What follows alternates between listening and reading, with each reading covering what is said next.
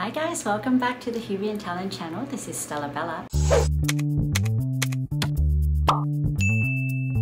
Now recently I went on a trip to Melbourne and I've already shared a few videos from my journey there, but this particular video I wanted to do a little bit of a vlog on my trip overall and also talk about a few places that I went to that was worth mentioning and worth recommending. So today I'll be sharing with you some of my most favorite places that I've visited in Melbourne, and if you haven't been there before you can check it out for yourselves as well. So my journey started in Perth. I flew from WA to Melbourne, and of course Melbourne was freezing and wet as expected. I think it was averaging around maybe 10 to 15 degrees each day, or at least it felt like it.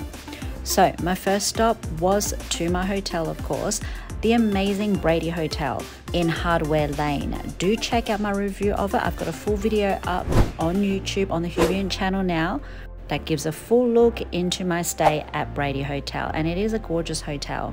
Absolutely love it and will definitely go back there again. Now one of the highlights of my trip, and I'm going to talk about it first, was Grazeland. Now Grazeland is a sort of food festival and it's open on Friday nights and all day Saturday and Sunday. It is located on 20 Booker Street in Spotswood, and it's next to Science Works and probably about 5-minute drive from Melbourne CBD. Plenty of parking, although you do have to pay for the parking, and entry is only $4 for adults. You can also take public transport there as well as the ferry, so it is very convenient. It is all outside but with covering, so it does get pretty cold, especially because it's right next to the Yarra River. But as you'll be able to see soon, there are plenty of heaters all around the place to keep you warm. Now I was absolutely in awe of this place. So I thought it was just this section here that you're seeing with me right now, but it is so much bigger, and there is entertainment, which I was a little bit late for on the night that I went, but they've got a stage there for entertainment. There's also a DJ who you'll see shortly, and plenty of places to eat and sit, and plenty of heaters to keep you warm as well. There are plenty of little food stalls everywhere with cuisines from all around the world. Everything from Middle Eastern food to American style diners, fried chicken, Japanese sushi, there's seafood, fresh oysters, Vietnamese food, Chinese, Indian, basically food from everywhere, and so fresh and so delicious. I was starving as soon as I got there, so I got myself some fried chicken with truffle sauce at this New Orleans diner, and also the raclette traditional beef, which is basically the pastrami beef, salad and potatoes smothered in this delicious cheese sauce that they have. And it's actually so perfect for a winter's night. It's such a heartwarming sort of food, and especially to have it right underneath the portable heaters. And it just adds to the vibe and the atmosphere of Grazeland and just how relaxed and chill everyone is. So here is the DJ, who would have been freezing. I imagine if it wasn't so cold and rainy, this would actually be a dance floor area out here, and that's why there's a DJ in a big space. But because of the weather, perhaps that's why it's a little bit quieter. But all around Grazeland, there are all these different stalls. And of course, I had to get a tornado potato because they are my favorite, and it was so delicious. There's even a separate area just for sweet. I did really want to get the souffle pancakes, but I was so full because I did end up having tacos, and they were delicious. I got a pulled pork and a beef taco, and they were a lot bigger than I thought they were going to be.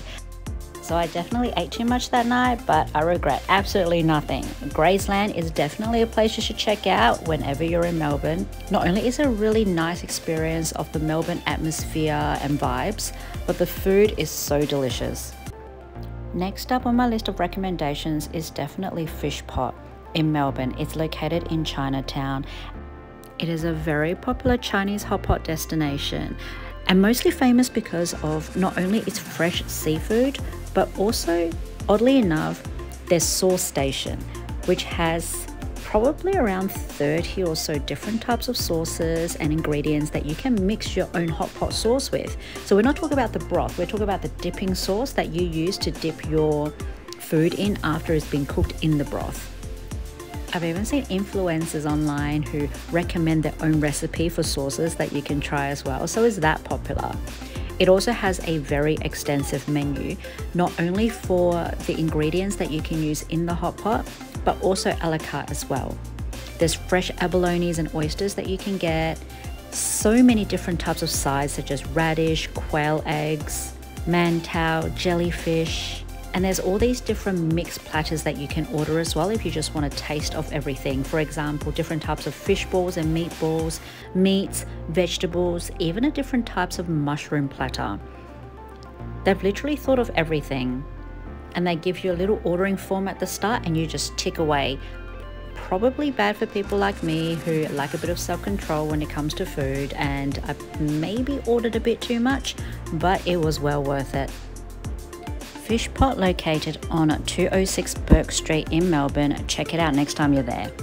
Now the next destination that you should check out is the winter night markets. Now it's at Queen Victoria Market only on Wednesday nights, and perhaps that's the reason why there are so many people there. Unlike Grazeland, which was quite relaxed and chill, it was actual madness here. It was packed. Every single food store had lines of maybe up to 100 people just waiting for their dinner, and then once they got their food they have to walk around to try to find a place to eat it, otherwise they just ate while walking around. And we're talking like proper meals, pasta, seafood chowders in the whole bread bowl thing. They would just have to carry that around and eat it. For me it was a little bit too much. It was hard to get around, and at times it was pretty much at a standstill because you're just waiting for people to move along. But it was definitely a cool thing to experience and to see just how busy it can get in Melbourne when it comes to these sort of markets. It seems like everyone in Melbourne is quite hungry, literally, for these sort of things.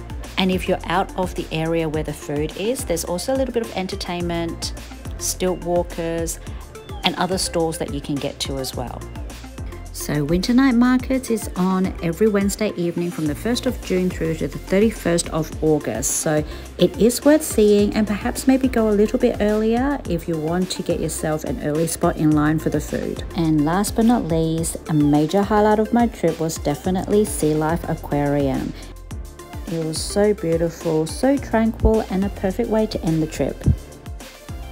If you haven't already, do make sure to check out my video of my review of Sea Life in Melbourne. The full video is up on the HUBient channel, and it should be linked right here. You can check it out for more details, but this was definitely the highlight of my trip. I absolutely love coming here, and I was only able to spend a couple of hours here, but next time when I go back, I definitely plan to spend the entire day there. And for those of you who live in Melbourne, I highly recommend getting an annual pass. Sea Life Melbourne is located on King Street in Melbourne, and it opens every day from around 10 AM to 5 PM. Tickets are available online if you want to beat the queue. Otherwise, you can buy tickets at the door. And that's pretty much it for the main highlights of my trip and recommendations. All good things must come to an end, and after that, I had to fly back home to Perth. Okay guys, that's pretty much it from my Melbourne adventure. I hope you guys enjoyed it. If you've been to some of these places before, please drop a comment below and let me know what you thought. If you've got any other places that you want to recommend me for the next time I head to Melbourne or over east, please let me know. I'd love to visit again. And please make sure to hit like, subscribe, follow on the HUBient Talent channel so you can stay updated on more amazing content from our talents. And please make sure to follow my social media as well. My Instagram, TikTok and Facebook is stellabella.au. I'd love to hear from you, and I do hope you guys enjoyed my little series on my Melbourne adventures. Thanks again for watching, and I hope to share more amazing content with you soon.